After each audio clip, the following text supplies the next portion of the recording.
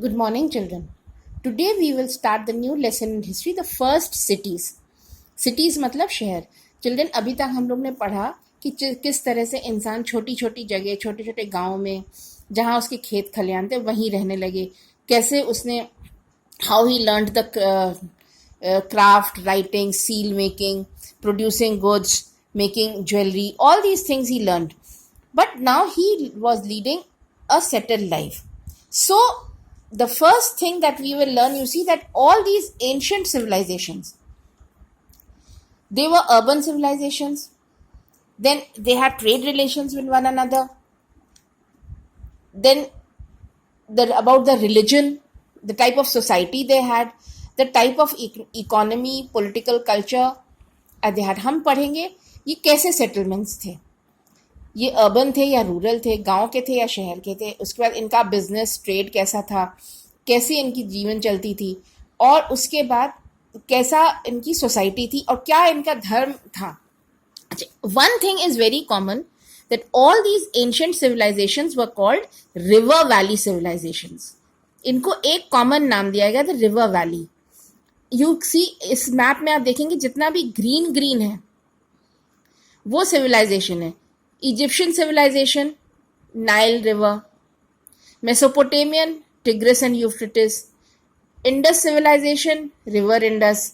Chinese civilization, Hwang Ho. And you cannot see in this map the Greek civilization by the river Tiber. Roman and Greek civilization also, they were river valley civilizations. So all these ancient civilizations, they were called river valley civilizations because they flourished and perished by the side of the river. ये river के किनारे ही थे. River helped them in everything, for food, in transportation, in agriculture, in for getting water for their daily needs, and in the end river was the cause of their end. River से ही इनका end हुआ.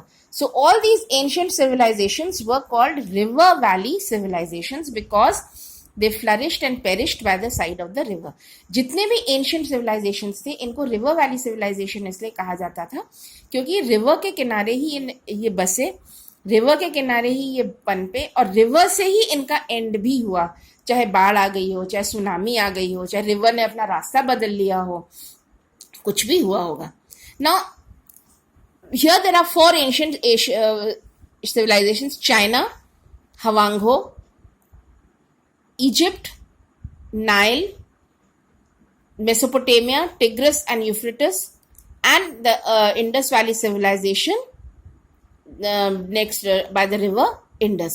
So this is something which you all have to remember. जो ये चार main civilisation थे, China, हवांगो river, इसको China का sorrow भी बोला जाता है. हर साल यहाँ बहुत बाढ़ आती है और सब कुछ डुबो ले जाती है. Then Egypt civilization, Nile river के बगल में. मेसोपोटामियन सिविलाइजेशन, टिग्रिस और यूफ्रेटिस. इनफैक्ट मेसोपोटामिया का मीनिंग ही है land between two rivers. Tigris और यूफ्रेटिस के बीच में जो लैंड है उसको मेसोपोटामिया बोलते हैं. मेसोपोटामिया का मीनिंग है the land between two rivers. फिर आता है हमारा Indus valley civilization. Is that clear? So all these civilizations, they were by the side of the river. They flourished and perished by the side of the rivers. Now, why were they called river valley civilizations? Why? Because rivers provided water to support the population. They helped them irrigate their fields, and they were also used for transportation. अब इनको हम river valley civilisations क्यों बोलते हैं, या reverse के किनारे ये क्यों आए? क्योंकि एक तो रिवर में से पानी इनकी सारी ज़रूरतें को पूरा करता था. बड़े पॉपुलेशन बढ़ा था, पीने के लिए, नहाने के लिए, खाना बनाने के लिए, सब कुछ के लिए पानी चाहिए था. फील्ड्स के लिए पानी चाहिए था, वो सब इनको मिलता था. फिर ट्रांसपोर्टेशन, रोड्स उतने नहीं थे, ये बोट के द्वारा ही सब जगह जाते थे. आगे जब हम पढ़ेंगे आप देखेंगे किस तरह से ये लोग बोट्स भी बना. Now, सबसे common about all this, they were all urban civilizations. Urban civilization means they were well-developed cities. And इसमें the most well-developed city was that of Mohenjo-daro and Harappa, the best planned cities of ancient world. No other city was so planned, so well planned as the Indus Valley. Then they all knew the art of writing, they knew pottery making and metal work. Now, in every civilization, they knew how to write. Indus Valley civilization की writing हम आज तक समझ नहीं पाए हैं, but it is pictographic, इतना पता है. Then they all, the main occupation again was farming and animal husbandry, means keeping animals. And then they all studied maths, astronomy, and could calculate seasons, and also developed calendars of their own during this time. Now, what these people, the most common thing about these people was that ये सब शहर थे, बड़े बड़े शहर बसाए थे इन लोगों ने.